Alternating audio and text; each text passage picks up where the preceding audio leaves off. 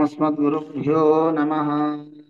కాశ్యపాన్వయ సంజాతం నారాయణపదాశ్రితం శ్రీమన్నారాయణం వందే యతీశ్వరశ్రియాజుషం. యో నిత్యమచ్యుతపదాంబుజయుగ్మరుక్మ వ్యామోహతస్తదితరాణి తృణాయ మేనే అస్మద్గురోర్భగవతోస్య దయైకసింధోః రామానుజస్య చరణౌ శరణం ప్రపద్యే. లోకాచార్యాయ గురవే కృష్ణపాదస్య సూనవే సంసారభోగి సందష్ట జీవజీవాతవే నమః. కౌశికాన్వయ సంజాతం వెంకటార్యతనూభవం వేదాంతాచార్య సచ్చిష్యం ఉడయవర్లుమం భజే. జై శ్రీమన్నారాయణ. భగవద్బంధువులారా, పరమ పవిత్రమైనటువంటి ఈ చాతుర్మాస్య కాలంలో తిరుమంత్రార్థాన్ని మనం తెలుసుకుంటూ 4వ రోజుకు చేరుకున్నాం. ఉపోద్ఘాతం. ఈ తిరుమంత్ర అర్థాన్ని మనకి తెలియచేస్తున్నారు మనవాళ్ళ మామూలు. దానికి ముందుగా అవతారిక అంటారు. ఏదైనా ఒక గ్రంథం గురించి మనం తెలుసుకోవాలి అంటే అసలు ఈ గ్రంథం ఎందుకు వచ్చింది, ఎవరు దీన్ని అనుగ్రహించారు, అవన్నీ తెలియాలన్నమాట. దానికోసం ముందుగా వివరిస్తున్నారు అవతారికగా. దీన్ని ఉపోద్ఘాతం అని కూడా అంటారు అనమాట. అంటే దాని గ్రంథం దగ్గరికి మనని తీసుకువెళ్తుంది అనమాట.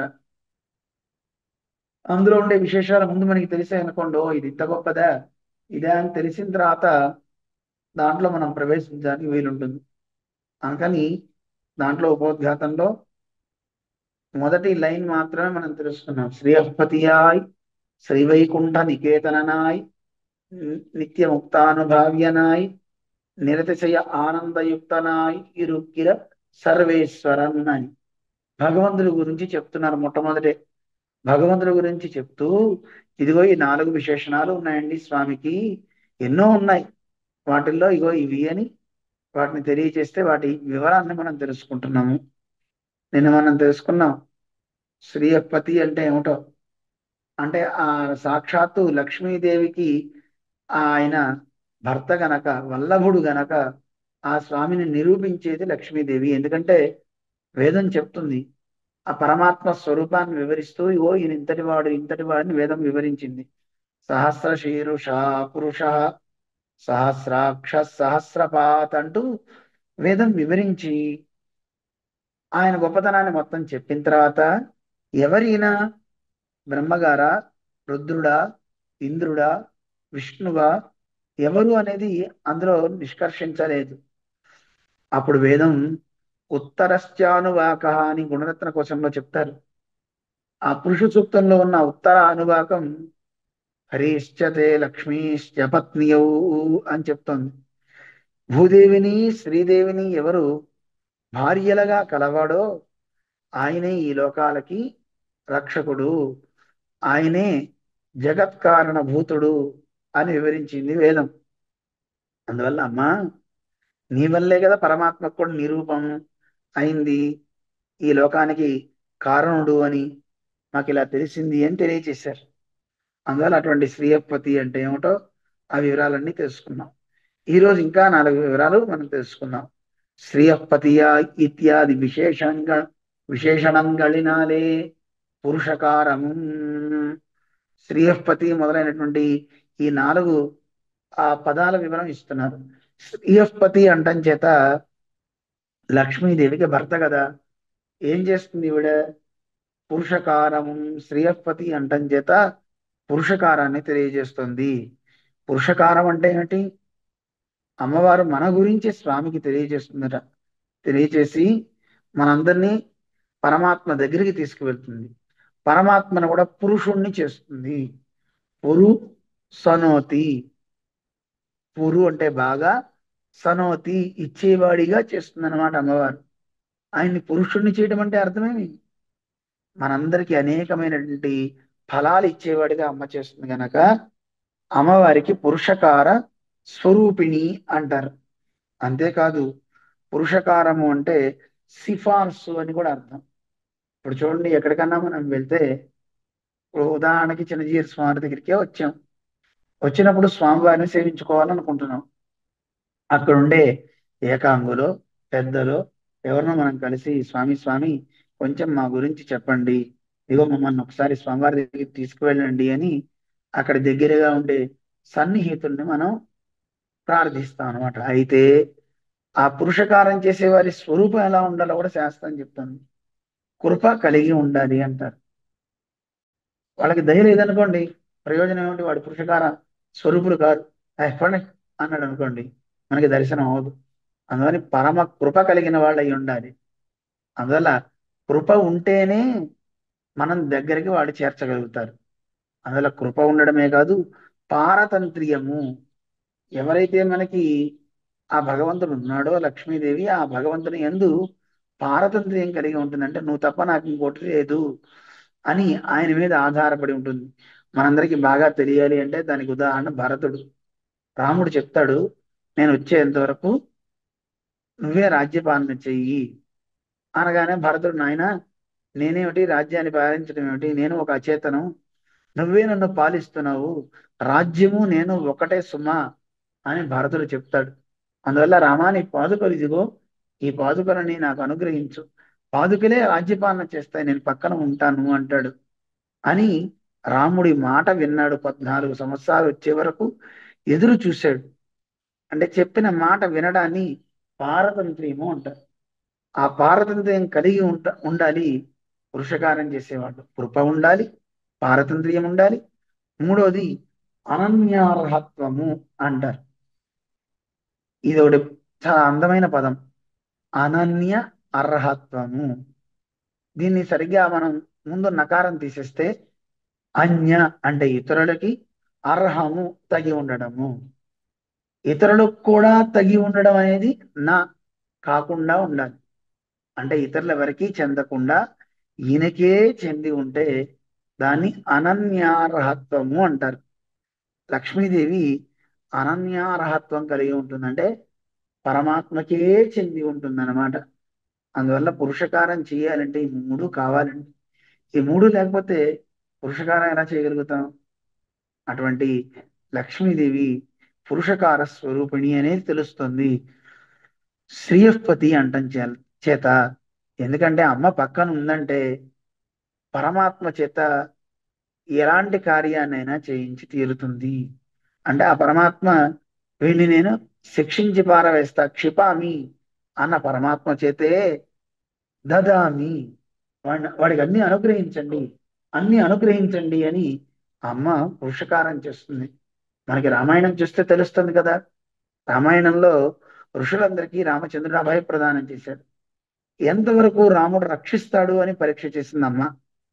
చేసి, రామ మనకెందుకు, మనం అరణ్యానికి వచ్చాం, అరణ్యంలో ఇంకొక సంవత్సరం అయితే మన దీక్ష పూర్తయిపోతుంది, మనం వెళ్ళిపోవచ్చు కదా, అవసరమా ఇవన్నీ? ఇప్పుడు యుద్ధం చేయడం అనేది తగదు, ఏ మనిషి అయినా పాడైపోతాడు అంటే కారణం ఇగో ఇవే అంటూ కొన్ని చెప్పింది సీతమ్మ. అందులో జూదమాడడం, స్త్రీ వ్యసనం, అలాగే వినా వైరం, ఏ కారణం లేకుండా వైరాన్ని పెట్టుకోవడం. రామా, వీటిల్లో నీకు మొదటి రెండు లేవు, నువ్వు చాలా గొప్పవాడివే. ఎందుకంటే అసత్యం ఆడవు, జూదం ఆడవు, కన్నెత్తైనా సరే పరపురుషుని చూడవు, పరస్త్రీని చూడవు. ఇది నీలో ఉన్న గొప్ప గుణం. ఒక స్త్రీ తన భర్త విషయంలో అలా ఉండడం చాలా గొప్పతనం అండి.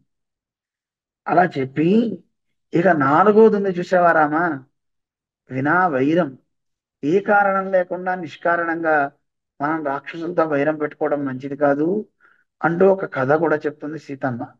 ఇది ఒక్కటే లోపం అనిపిస్తుంది అని. ఇది పరీక్ష. రాముడు నిజంగానే ఋషులకి అభయం ఇచ్చాడు కదా, రక్షిస్తాడా లేదా అని పరీక్ష చేసి రాముడి చేతే ఓ ప్రతిజ్ఞ చేయిస్తుంది. నేను అవసరమైతే నా ప్రాణాలైనా వదిలేస్తాను, అప్యాం జీవితం జహ్యాం త్వాం వా సీతే సలక్ష్మణం నతు ప్రతిజ్ఞాం సంసృత్య బ్రాహ్మణేభ్యో విశేషత. అవసరమైతే నా ప్రాణాలైనా వదిలేస్తా, నాకు ఇష్టమైన వాడు ప్రాణం కంటే ఎక్కువ లక్ష్మణస్వామి. అలాగే నువ్వు, మీ ఇద్దరినైనా వదిలేస్తాను, ఆడిన మాటని మాత్రం వదిలిపెట్టను. అందులో ఎవరికి నేను మాట ఇచ్చాను? గర్భభూతాహ తపోధనాహ, వాళ్ళంతా నా సంతానం. తపస్సే ధనంగా కలిగిన వాడు వాళ్ళంతా. లోకంలో మనందరికీ మామూలు పైసలు చూస్తే పరిగెత్తుతాం, వాళ్ళకి తపస్సే ధనం అన్నమాట. అనుష్ఠానమే ధనం. పరమాత్మను ఆరాధించాలంటే ఉవ్విళ్ళు ఊరుతుంటారు. పరమాత్మ కథలు వినాలంటే అసలు చెవులు కోసుకుంటారు. మనకి పరమాత్మ కథలు వినాలంటే కళ్ళు మూసుకుంటాయి. పరమాత్మ గురించి ఏదైనా అర్చన చేయాలంటే చాలే ఎద్దురు అనిపిస్తుంది. వాళ్ళకి విసుగు విరామం అనేది ఉండనే ఉండదు. ధనాన్ని సంపాదించడంలో ఎంత లుబ్ధత, ఆశ మనం చూపుతామో, ఎంత పిసినారితనం ఖర్చు పెట్టడంలో చూపుతామో, వాళ్ళు పరమాత్మ ఆరాధన మానడంలో వాళ్ళంత ఆ దీన్ని చూపిస్తుంటారు. అలాంటి గొప్ప కైంకర్య నిష్ఠులు అన్నమాట. అలాంటి గొప్ప మహనీయులు అన్నమాట మన పెద్దలు. అందువల్ల అలాంటి ఋషులకి నేను మాట ఇచ్చాను, ఆ మాట తప్పను అంటుంది సీతా ఆ రామచంద్రుడు. సీతాదేవి అలా అనిపిస్తుంది అనమాట. అంతటి గొప్ప మహానుభావుడు శ్రీరామచంద్రుడు. ఆ శ్రీరామచంద్రుని చేత మాట తప్పను అనిపించింది సీతమ్మ. ఇది కదా పురుషకారం అంటే. దీనికి ఒక న్యాయం చెప్తారు. ఒక స్తంభాన్ని మనమే పాతి, ఆ గుంజ పాతిన తర్వాత గట్టిగా ఉందో లేదో చూడడానికి ఒకసారి మళ్ళీ మనమే కదిపి చూస్తాం. అలాగా సీతాదేవి కూడా శ్రీరామచంద్రుడు రక్షిస్తానంటున్నాడు, నిజంగా రక్షిస్తాడా లేదా అని ఒక పరీక్ష చేసి రాముడి చేత ఆ ప్రతిజ్ఞకి బద్ధుడయ్యేలా చేసిందన్నమాట. అలాంటి పురుషకార స్వరూపిణి సీతమ్మ. ఇది శ్రీయపతి అనే పదం చేత తెలుస్తుంది. మరి ఈ శ్రీయపతి ఉండే దేశం ఏదండి అంటే వైకుంఠము. శ్రీ వైకుంఠ నికేతననాయ్, దాన్ని వివరిస్తున్నారు మళ్ళీ. ఇవరగల్ తన్నై అనుభవిక్కై కురుప్పాన దేశ విశేషము. ఇవరగల్ అంటే ఈ లోకంలో ఉన్నటువంటి జీవులు ఎవరైతే ఉన్నారో, నిత్యులు కావచ్చు, ముక్తులు కావచ్చు, మనందరం బద్ధులమైన మనము అందరం ఆ పరమాత్మను అనుభవించాలి అంటే, ఆ అనుభవించడానికి ఉరుప్పాన ఒక తగినటువంటి స్థానం ఉండాలి కదా. దేశ విశేషము, ఆ దేశ విశేషం ఏదైనా ఉండాలి. అదే పరమ పదము అంటారు. పరము అంటే గొప్పది, పదము అంటే స్థానం, చాలా గొప్ప స్థానం. దీనికంటే ఇంకో గొప్పది ఇంకో స్థానం లేనే లేదనమాట. అయితే చూడండి, ఆయన ఎవరు? శ్రీయపతి, లక్ష్మీపతి. మామూలుగా కాస్త ధనం ఉంటేనే పెద్ద పెద్ద బిల్డింగులు వేసుకొని ఎవడూ రావడానికి వీలు లేకుండా ఉండేంత గొప్ప సౌధాలని ఏర్పాటు చేసుకొని, చుట్టూతా పొలంలో ఏర్పాటు చేసుకొని, చాలా అందమైనటువంటి భవంతులు అన్నిటినీ ఏర్పాటు చేసుకుంటున్నారే కాస్త ధనం ఉంటేనే. మరి ఆ భగవంతుడు సాక్షాత్తు లక్ష్మీదేవినే పత్నిగా కలవాడు కదా. అలాంటి పత్నిగా కలిగిన తాను ఇంకెంత గొప్పవాడు, ఆయన ఉండే స్థానం ఇంకెంత గొప్పది ఆలోచించండి. అందువల్ల పరమాత్మ ఉండేటువంటి స్థానం కూడా చాలా చాలా గొప్పది, పరమపదము అంటారు. అది ఒక దేశ విశేషం. అందువల్ల ఏమని చెప్పారు? శ్రీ వైకుంఠ నికేతననా. ఈ నికేతనము అంటే స్థానము. శ్రీ వైకుంఠమే స్థానంగా కలిగి ఉంటాడు ఆయన. మరి అయితే సరే అండి, శ్రీయపతి అంటున్నారు, ఆయన ఉండే లోకము ఒకటి చెప్పారు. మరి ఆయన్ని అనుభవించేవాడు ఎవడైనా ఉండాలి కదా. అక్కడ ఎవరు ఉంటారండి అంటే, అయ్యో ఎందుకు ఉండరండి, అనుభవ సహకారి గళయం. ఆ స్వామి యొక్క సౌందర్యాన్ని, ఆయన యొక్క అనుభవ రసాన్ని పానం చేయడానికి ఓ ఇద్దరు ఉన్నట్ట. అంటే ఇద్దరంటే రెండు వర్గాలు. వాళ్ళే నిత్య సూరి వర్గము, ముక్త వర్గము అంటారు. నిత్య సూర్యులు అంటే నిన్న మనం చెప్పుకున్నాం, అనంత గరుడ విశ్వక్సేనాథులు. అలాగే ముక్తులు అంటే ఈ లోకంలో కొంతకాలం ఉండి శరీరాన్ని వదిలిపెట్టి వైకుంఠాన్ని చేరిన వాళ్ళు.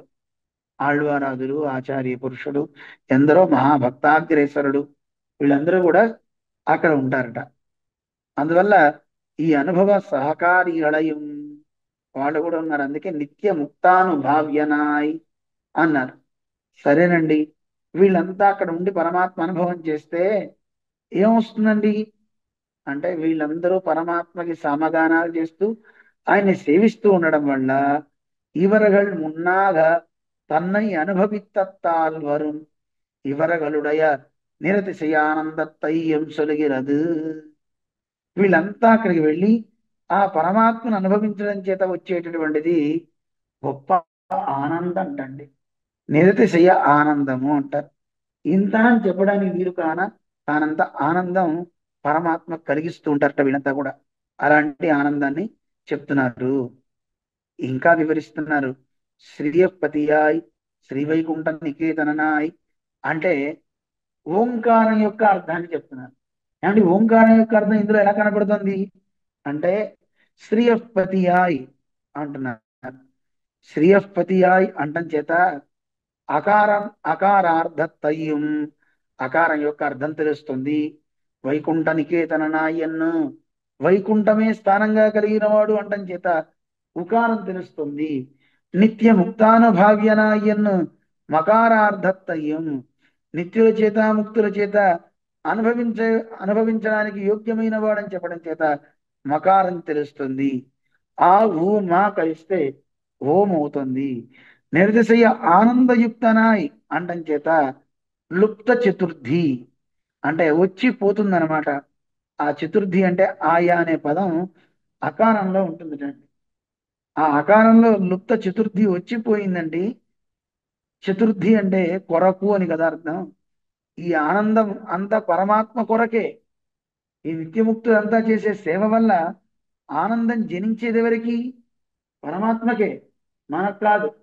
ఆయనకే ఆనందము, ఆయన కొరకే అని చెప్తోంది గనక ఇగో ఈ నాలుగు ఇందులో చెప్పారు. ఏమండి శ్రీయపతి అంటం చేత అకారం అని ఎలా చెప్తున్నారు? వైకుంఠమే స్థానం అని చెప్పడం వల్ల ఊ అని ఎలా చెప్తున్నారు అంటే దాన్ని మనం ఒకసారి తెలుసుకోవాలి. ఇక్కడ శ్రీయపతి అంటం చేత అకారార్థం ఎలా స్ఫురిస్తుంది?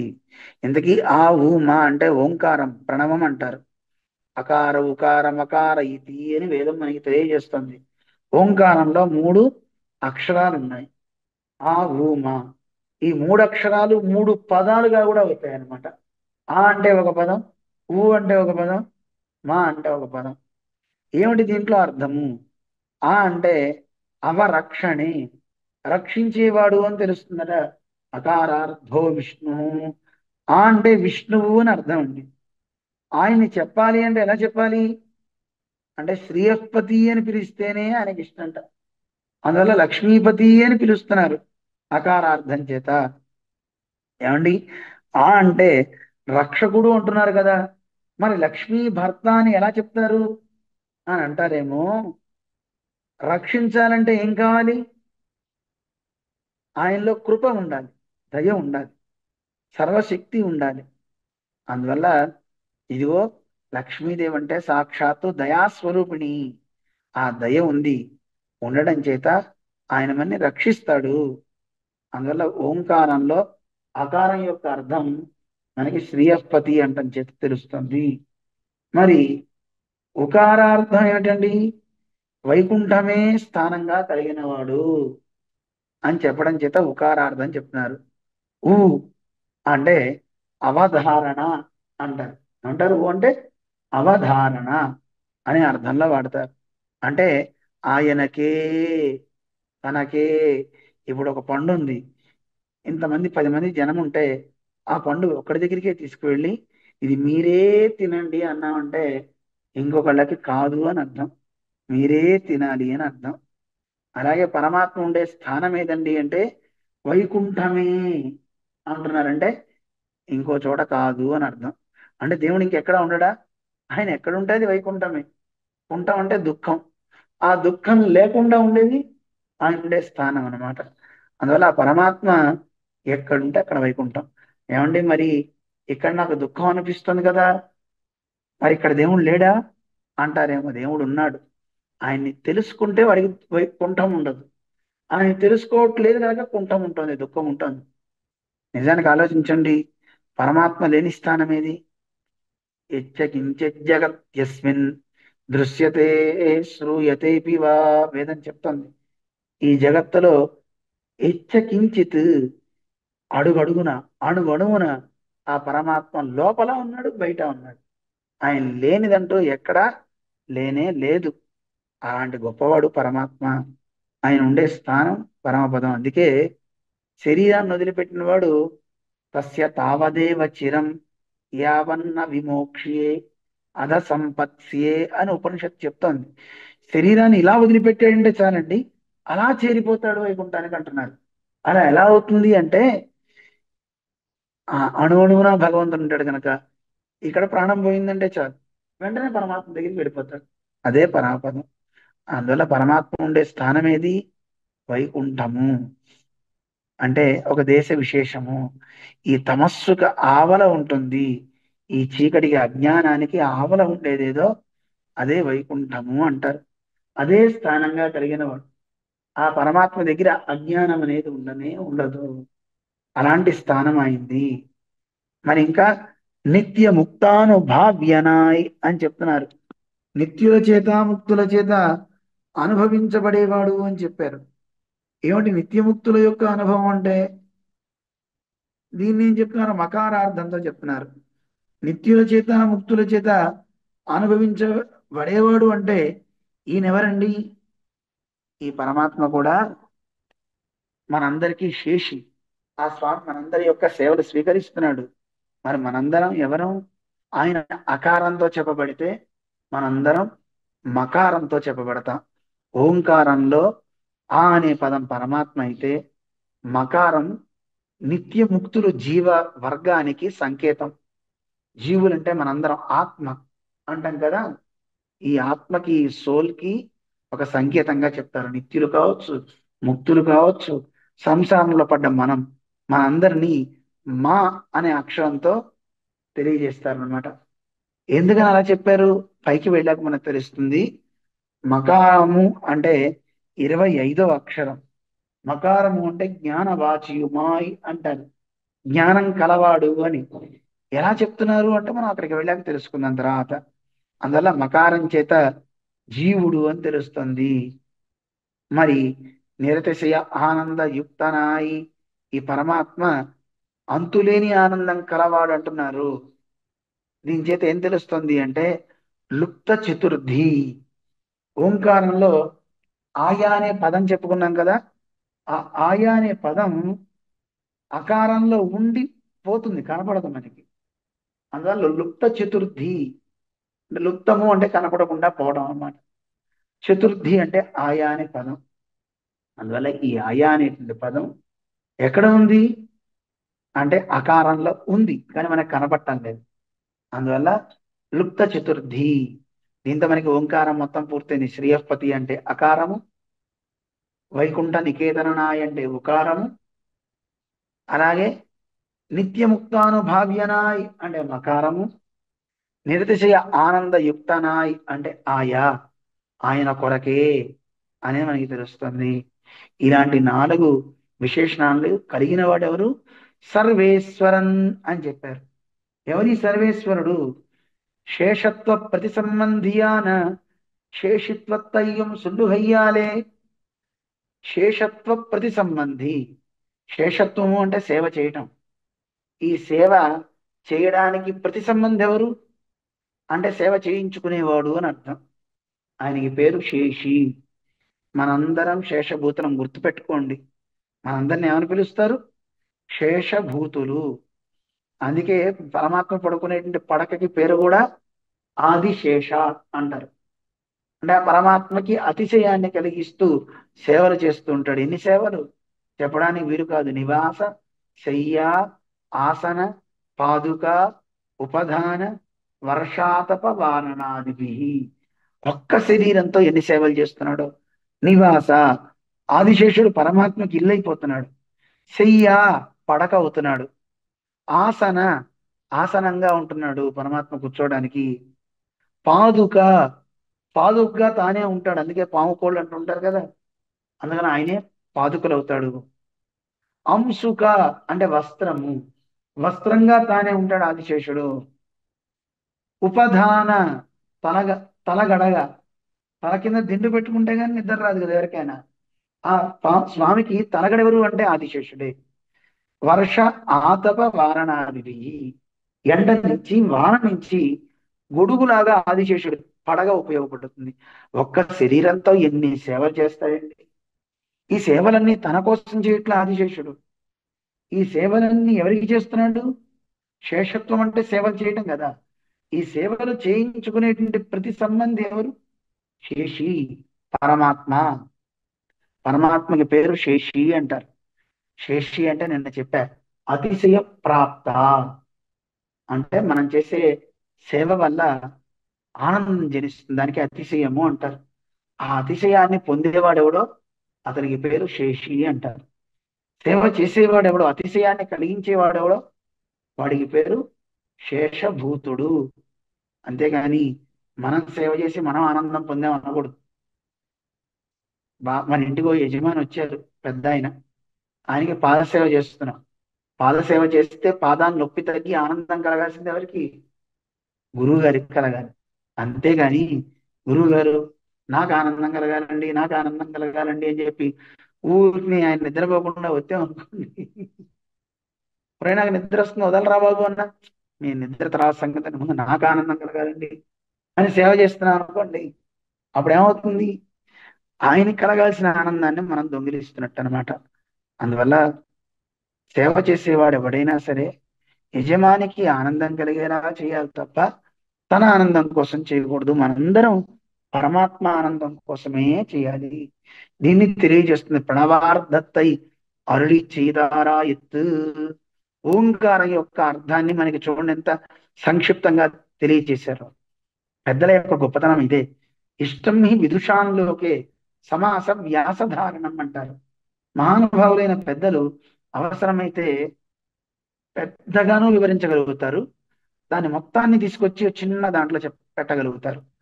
అంటే సముద్రాన్ని తీసుకొచ్చి ఒక గ్లాసులో పోయటం అనమాట. కష్టం కదండి, అలా చేయగలుగుతామా? అగస్త్యుడు అనే మహానుభావుడు సముద్రంలో రాక్షసులు చాలా మంది ఉన్నారు, మమ్మల్ని కాపాడండి అని ప్రార్థిస్తే దేవతలు వాళ్ళని దేవతల్ని రక్షించడానికి, ఆ రాక్షసుల్ని బయటపడేయడానికి ఆయన ఏం చేశాడు? సముద్రంలో మీరు దాక్కుంటారట్రా అని ఆ సముద్ర జలాన్ని ఆచమనం చేసేసాడు. అచ్యుత, అనంత, గోవింద అని మూడు నామాలు.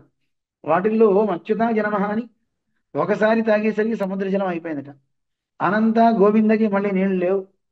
అంటే చూడండి, తన తపశ్శక్తితో అంత సముద్రాన్ని ఒక్క ఉద్ధరణ మాత్రం చేసేసాడు అగస్త్యుడు. అంత గొప్పవాడు. అందువల్ల చెప్పబోయే అర్థాన్ని మొత్తాన్ని ఓ చిన్న వాక్యంలో పొందపరచగలరు. చిన్న వాక్యంలో చెప్పాల్సిన దాన్ని పెద్దగాను చేసి చూపించగలరు. అందుకే చిన్న సూత్రం మనకి పెళ్ళై లోకాచార్య స్వామి అనుగ్రహించిన దాన్ని పెద్దగా వివరించి చెప్తున్నారు మన మనవాళ్ళ మామూలు. దానికి అరుంబదకారుడు మన మనవాళ్ళ మామూలు రాసినటువంటి ఆ వ్యాఖ్యానానికి మన అరుంబదంలో చక్కగా అందించారు. ఎంత అందిస్తున్నారో ఇంకా తెలియజేస్తున్నారు. శ్రీయపతి ఆగయ్యావదు ఈరోజు పూర్తి చేసుకున్నాం. ఇప్పటికే 4 రోజులు అయిపోయింది. శ్రీయపతి అంటే ఏమిటి మళ్ళీ చెప్తున్నారు. ఇంకా సర్వమంగళావహయ్యాయ్ సర్వోత్కర్షావహయ్యాన పిరాట్టియార్కు వల్లభనాయురుక్కై.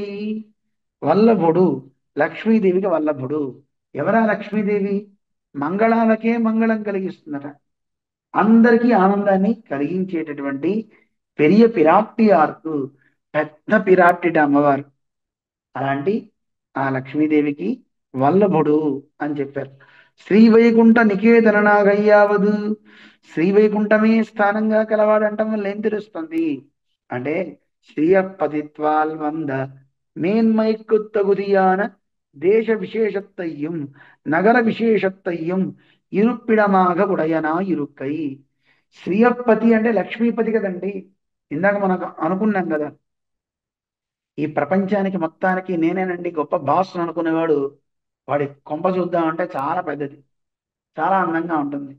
మా జిఎస్ స్వామి ఇప్పుడు చెప్తుంటారు కదా, అమెరికా వెళ్తే అన్ని గదులు చూపిస్తూ బాత్రూమ్ కూడా చూపిస్తారట. చూడండి మా బాత్రూమ్ ఎంత పెద్దదో అని, చాలా పెద్దగా ఉంటుందట. అలాగా మనకే సామాన్యమైన డబ్బు ఉన్న వాళ్ళకే ఇంతింత భవంతులుంటే మరి ఆ లక్ష్మికే లక్ష్మి అయిన వాడు కదా. శ్రీ శ్రీ అహ అంటారు యామునాచార్యులు. స్వామి. లక్ష్మీదేవికే లక్ష్మడు ఆ స్వామి. అలాంటి ఆ స్వామి ఇంకెంత గొప్ప స్థానంలో ఉండాలి. అందుకే ఆయన ఉండే స్థానం చాలా గొప్పది.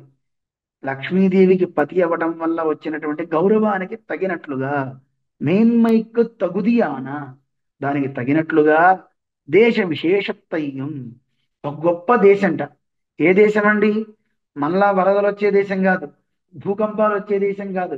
ప్రళయేన వ్యధంతిచ, ప్రళయంలో ఏ రకమైనటువంటి గ్లాని కలగనే కలగదు. ఇక్కడ సూర్యుడు ఒక రోజు వస్తాడు, ఒక రోజు రాడు. కానీ అక్కడ సూర్యుడే అవసరం లేదు. నత్ర సూర్యో భాతి నా చంద్ర తారకం, చంద్రుడు అవసరం లేదు, సూర్యుడు అవసరం లేదు. కానీ కాంతి ఉంటుంది, చల్లదనం ఉంటుంది, అన్ని ఉంటాయి. ఇక్కడ సూర్యుడు బాధాకరంగా ఉండొచ్చు మనకి, అక్కడ వడదెబ్బే ఉండదు, ఆ భగవద్ అనుగ్రహం తప్ప. అలాంటి గొప్ప దేశం, నగర విశేషము అయినటువంటి చాలా విశేషమైనటువంటి స్థానమే ఇరుప్పిడమాగ ఉడయనా ఇరుక్కై, అదే స్థానంగా కలిగి ఉన్నాడు అని మనకి స్థానం గురించి చెప్పారు. వైకుంఠమే నికేతనం అని చెప్పడం చేత.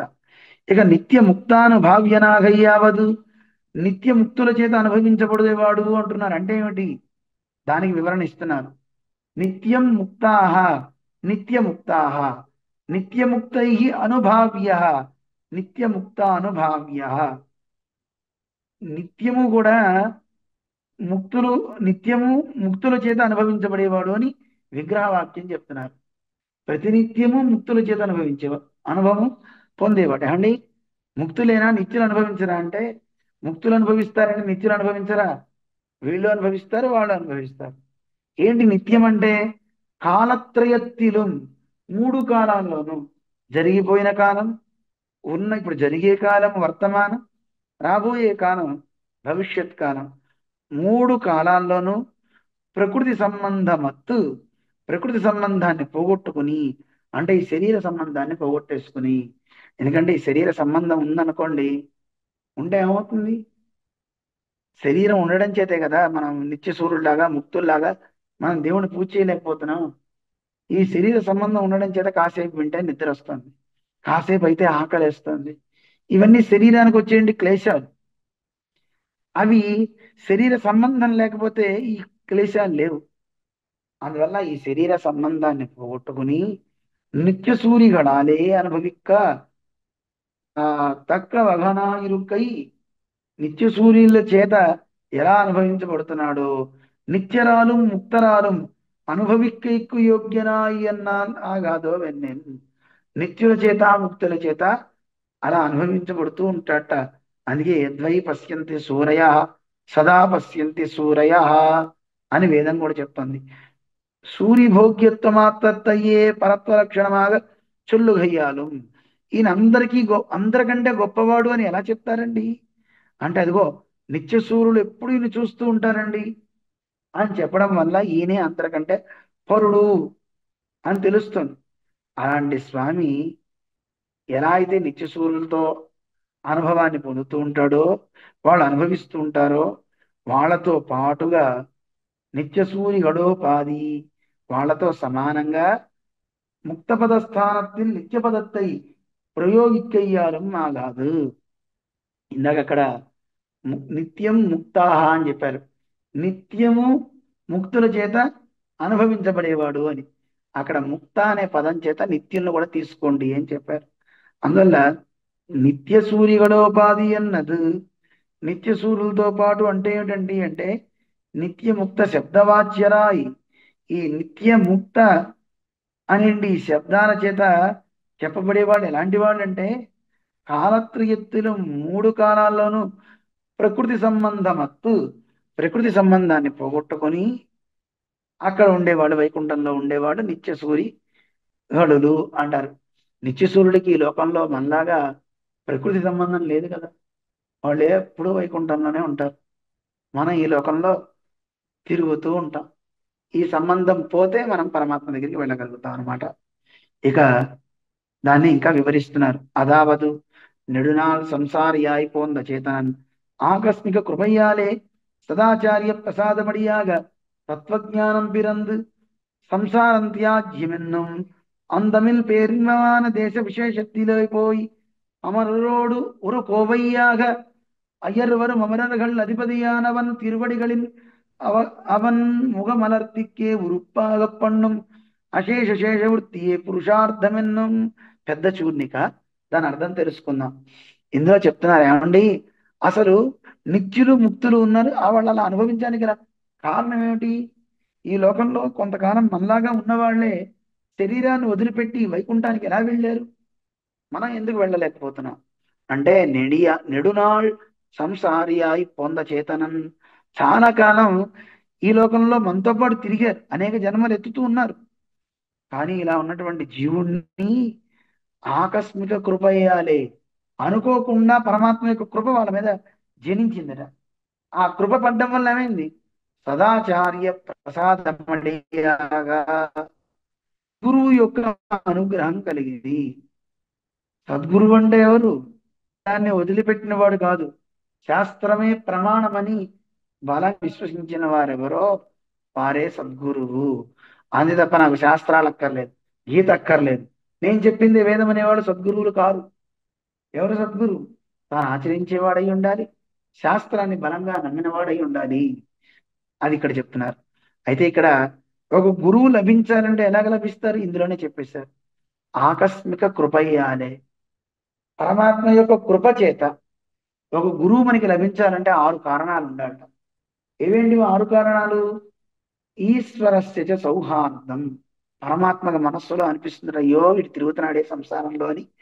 ఆయనకి మనస్సులో సౌహార్దం కలుగు అని, వీడిని రక్షించాలి అని మనస్సులో సౌహార్దం ఏర్పడుతుంది. సుకృతం తథా, ఎప్పుడైతే అలా అనిపించిందో రెండో కారణం ఏంటి? సుకృతం చూస్తాడట. వీడు ఏదైనా మంచి పని చేశాడా అని చూస్తాడు. పొరపాటున ఒక్కరోజు కూడా దేవుడికి దండం పెట్టలా, ఓ మంచి పని కూడా చేయలే. అలా చేయని వాడి కోసం సుకృతం చూస్తాడట. సుకృతం అంటే ఆనుషంగిక సుకృతం, ప్రాసంగిక సుకృతము, యాదృచ్ఛిక సుకృతము అంటారు. 3 సుకృతాలు. దాంట్లో యాదృచ్ఛిక సుకృతం, అనుకోకుండా వీడు ఎప్పుడైనా నారాయణ అన్నాడా? ఎప్పుడైనా నా గుడి ముందు నుంచి పోయాడా? వీడు ఎప్పుడైనా నా భక్తులతో మాట్లాడా? పొరపాటున వాడు అనుకోకుండా వెళ్తూ వెళ్తూ ఓ మహాభక్తుని కలిసి అన్నట్ట, గురుగారు ఫలానా అడ్రస్ ఎక్కడండి అన్నట్ట. ఆ ఒక్క మాట మాట్లాడి చాలండి, నా భక్తులతో మాట్లాడాడు, వీడిని అనుగ్రహించేస్తా అంటట. అలాగే ఒకడు ఫ్లైట్ టికెట్ బుక్ చేయించుకోవడానికి తిరుమల, తిరుపతి అని ఫ్లైట్ టికెట్ చేయించుకున్నట్ట. తిరుపతి వెళ్ళాలని టికెట్ ఇవ్వండి అన్నట్ట. ఏ ఊరు అని అడిగేటువంటి, తిరుపతి అండి, తిరుపతి ఎన్నిసార్లు చెప్పాలి అన్నట్ట. అమ్మో, నా ఊరు పేరు చెప్పాడు 3 సార్లు. ఎన్ ఊరై చొన్నాయి, ఎన్ పేరై చొన్నాయి. నా ఊరు పేరు చెప్పాడు, నా పేరు చెప్పాడు గనక వీడి పాపాల చిట్ట అంత తగలబెట్టేయాలి అని వాటన్నిటిని తీసి పారేస్తాట పరమాత్మ, ఎప్పుడు తాను అనుగ్రహించాలనుకుంటే. అందువల్ల పరమాత్మ ఎదురుచ్ఛా సుకృతం తథా, ఇలా సుకృతం చూస్తాడు. ఇది రెండో కారణము. 3, ఈ సుకృతాన్ని చూసి ఏం చేస్తాడు? విష్ణు కటాక్షం, తన కటాక్షాన్ని వాడి మీద ప్రసరింపజేస్తాడు, తన చూపని చూస్తాట. ఎప్పుడైతే తన కటాక్షం చూపించాడో మన మీద ఉన్న దోషాలన్నీ పోయినాయి, పాపాలన్నీ పోయినాయి. అప్పుడు మనకి అప్పటిదాకా దేవుడు అంటే ఇష్టం లేదన్న మనకి అద్వేష, ద్వేషం పోయింది. ముందు ద్వేషం పోయి, అప్పటిదాకా నేను దేవుడిని పేరు విన్నండి, నాకు దేవుడి ప్రసాదం వద్దండి అనేవాడు కూడా ద్వేషం పోయి, ఆ దేవుడి పేరా, ఓహో నారాయణుడా, ఓ ప్రసాదమా ఇవ్వండి అని తీసుకుంటా అట్లా. ఇది అద్వేషం. ఆ ద్వేషం పోయిన తర్వాత ఆభిముఖ్యం అంటారు, 5వది. ఆభిముఖ్యం అంటే అక్కడ గుడి ఉందట కదండి, అనగా నా గుడి వైపు తిరిగి చూస్తాట. దేవుడు వస్తుంటే అంత ముందు తల తిప్పేసుకునేవాడు దేవుణ్ణి చూస్తాట. ఒకసారి 2 చేతులు ఎత్తి నమస్కరిస్తాట. ఆభిముఖ్యం అంటే దేవుడి వైపు మనస్సు లగ్నం అవటం. అలా లగ్నమైన తర్వాత ఇక 6వ స్టెప్ ఏమిటి?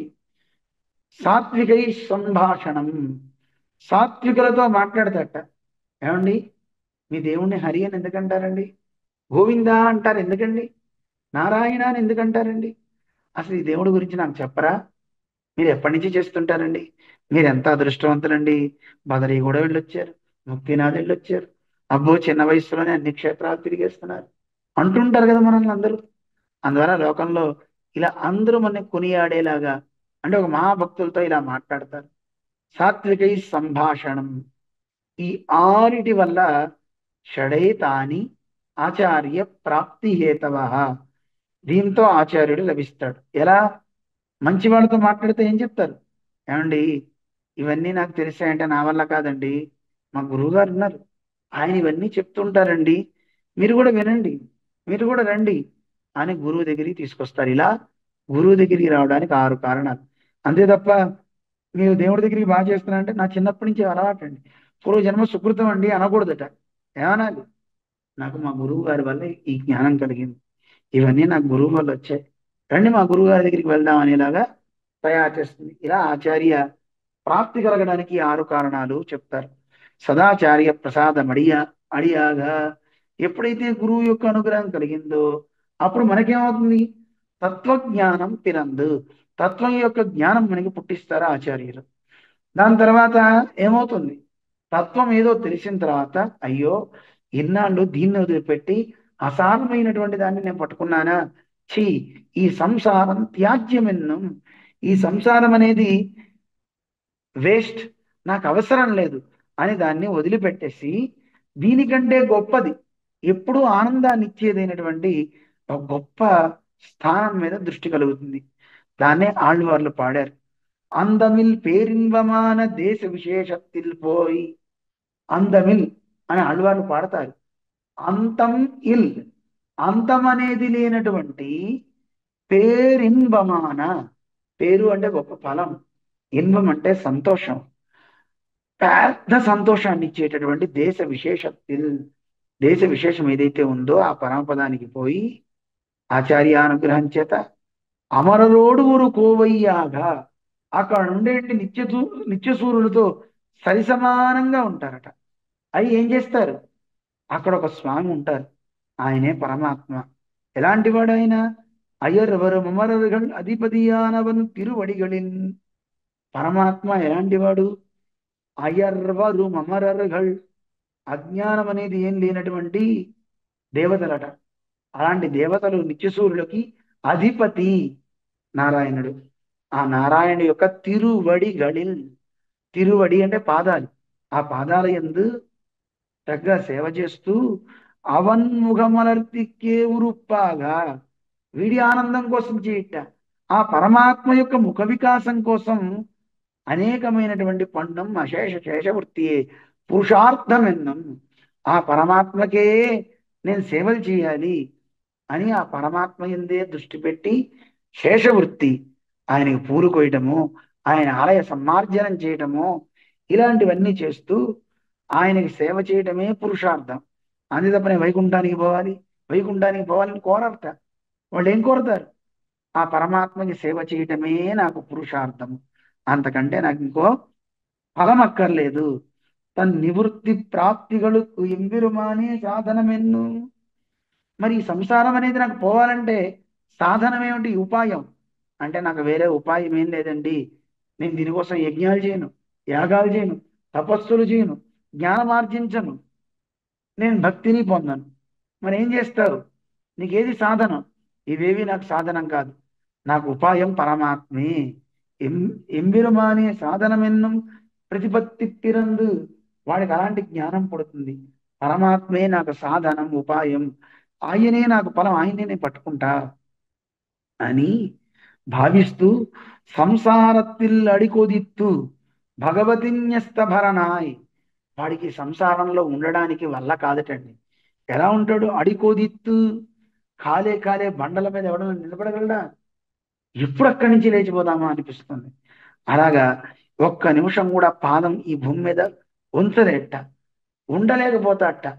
ఉండలేక భగవతి న్యస్తభరణాయ్, భగవతి అంటే ఆ పరమాత్మ యందు న్యస్తభరణాయ్, తన భారాన్ని ఉంచినవాడై సంసార నివృత్తి పూర్వకమాగా ఎంబెరుమాனை ప్రాపిత్తు అనుభవిక్కుం పోదు, ఆ పరమాత్మని సంసార నివృత్తి పూర్వకమాగా ఈ సంసారం పోవాలి అని ఆ ఎంబిరమానాన్ని అంటే ఆ సర్వేశ్వరుని పొందాలి, ఆ అనుభవాన్ని పొందడానికి ముందే నెడునాள் అనుభవిத்த సంసారి సాంసారిక క్లేశంగళాదల్, ఈ ముందు అనుభవించాలంటే ఈ సంసార దుఃఖాలు ఏవైతే ఉన్నాయో అవన్నిటిని కూడా జ్ఞానం పిరంద పిన్వు భగవద్ అనుభవ లాభక్తాలే వரும் క్లేశంగళాదల్ నెంజిల్ తట్టాదపడి, ఎప్పుడైతే పరమాత్మే నాకు ఫలము అని జ్ఞానం వీడికి పుట్టిందో, ఆ పరమాత్మని పొందాలి అనేటటువంటి త్వరతో ఆయన పొందలేకపోతున్నానే అనేండి దానివల్ల వచ్చేయండి క్లేశం. ఆ దుఃఖం వీడి మనస్సులో పడకుండా తట్టాదపడి అనుభవిక్కై నిర్దిశయానందయుక్తనాగై అనుభవిక్కై, అలాంటి క్లేశం రాకుండా వీడికి నిత్యుల చేత ముక్తుల చేత అనుభవించబడేవాడు అవుతాడట. అందువల్ల నిత్యముక్తానుభావ్యనాయ్ అంటే అర్థం అది చెప్తున్నారు. అంటే వీడు ఒకవేళ శరీరాన్ని వదిలిపెట్టి వెళ్ళినా, అక్కడ వెళ్ళి అయ్యో అని ఇంతకాలం అనుభవించలేకపోయానే అనే పాత జ్ఞాపకాలు వీడికి రాకుండా, ఆ దుఃఖాలు ఉండకుండా, ఇంతకాలం నేను ఎందుకు అనుభవించలేదు ఇంత గొప్ప సౌందర్యాన్ని అనేంటి క్లేశమే వీడికి అనుభవిస్తూ ఆ ఆ పరమాత్మ అనుభవాన్ని పానం చేస్తూ ఉంటాడట. ఇక నిరతిశయ ఆనందం వీడికి ఎలా కలుగుతుందో కూడా చెప్తున్నారు. నిరస్త నిరస్త అంటే అల్పీకృత, తక్కువ చేసేసింది. అతిశయ ఇతరాతిశయ, ఇతరాతిశయో ఏన సహ నిరతిశయ, నిరతిశయశ్చాసౌ ఆనందస్య నిరతిశయానంద అని మనకి ఇందులో విగ్రహవాక్యం చెప్తున్నారు. అంతం లేనటువంటి గొప్ప ఆనందం ఏదైతే ఉందో, ఆ ఆనందంతో కలిగి ఉండేవాడు తేన యుక్త నిరతిశయానంద యుక్త. మనకి ఉపనిషత్తు చెప్తుంది కదా, ఆనందం కలవాడు అని పరమాత్మ. అందులోను మిగతా వాళ్ళ ఆనందాలన్నీ తక్కువ ఆనందాలు. మనుష్యానంద, మనుష్య గంధర్వానంద అని మిగతా వాళ్ళ ఆనందాల కంటే ఒక్కొక్క ఆనందం కంటే ఒక్కొక్క ఆనందం గొప్పది. అన్నిటికంటే గొప్ప ఆనందం ఏది? బ్రహ్మానందము, పరమాత్మకుండే ఆనందము. దాంతో పాటు సమానమైనటువంటి ఆనందం ఇంకోటి లేనే లేదు. అందువల్ల నిరతిశయ ఆనందము అంటే ఇంత అని చెప్పడానికి వీలు లేనంత గొప్పదైన ఆనందం కలవాడు ఆ పరమాత్మ. ఆ పరమాత్మను అనుభవిస్తూ ఆ పరమాత్మకు ఆనందాన్ని కలిగిస్తూ ఉంటారట ఈ నిత్యులు ముక్తులు. అందువల్ల ఇలాంటివి కలవాడు శ్రేయఃపతిత్వము, అలాగే వైకుంఠమే స్థానంగా కలిగి ఉండడము, నిత్యుల చేత ముక్తుల చేత ఆనంద ముక్తుల చేత అనుభవించబడము, తద్వారా ఆయనకి ఆనందం నిరతిశయ ఆనందం, ఎవరితో సరిసమానం కానటువంటి గొప్ప ఆనందం కలిగిన వాడు ఎవరైనా సర్వేశ్వరన్ అని చెప్తున్నారు. ఎవరా సర్వేశ్వరుడు? త్రివిధాత్మా వర్గత్తుక్కుం ఈశ్వరన్ ఇరుక్కై. మూడు రకాలైన ఆత్మవర్గాలకు ఆయన నాథుడు. ఎవరా మూడు వర్గాలు అంటే చేతనుడు. మూడు వర్గాలు బద్ధులు, నిత్యులు, ముక్తులు. ఈ లోకంలో సంసారంలో పడి తిరిగే మనందరం బద్ధులం. సంసారాన్ని తొలగించుకుని వైకుంఠం పోయిన వాళ్ళు ముక్తులు. అక్కడే ఎప్పుడు ఉండేవాళ్ళు నిత్యులు. ఇలా మూడు వర్గాల వారికి కూడా ఈశ్వరుడు నియామకుడు స్వామి అని తెలియచేశారు. ఇంతవరకు మొదటి లైన్ పూర్తయింది. ఇక రెండో వాక్యాన్ని మనం రేపటి నుంచి తెలుసుకుంటాం. ఓం అస్మద్గురుభ్యో నమః. లోకాచార్యాయ గురవే కృష్ణపాదస్య సూనవే సంసార భోగి సందష్ట జీవజీవాతవే నమః. శ్రీమతే రమ్యజామాతృమునీంద్రాయ మహాత్మనే శ్రీరంగవాసినే భూయాత్ నిత్యశ్రీర్నిత్యమంగళం విశిష్టాద్వైత సిద్ధాంత ప్రచారేక విహారిణే శ్రీమన్నారాయణాచార్య స్వామినే నిత్యమంగళం. యావత్ ప్రపంచ సంపూజ్య చరణాయ మహాత్మనే శ్రీమన్నారాయణాచార్య యతిరాజాయ మంగళం. మంగళాశాసనపరైః మదాచార్య పురోగమైః సర్వైశ్చ పూర్వైరాచార్యైః సత్కృతాయాస్తు మంగళం. ఓం అస్మద్గురుభ్యో నమః. జై శ్రీమన్నారాయణ.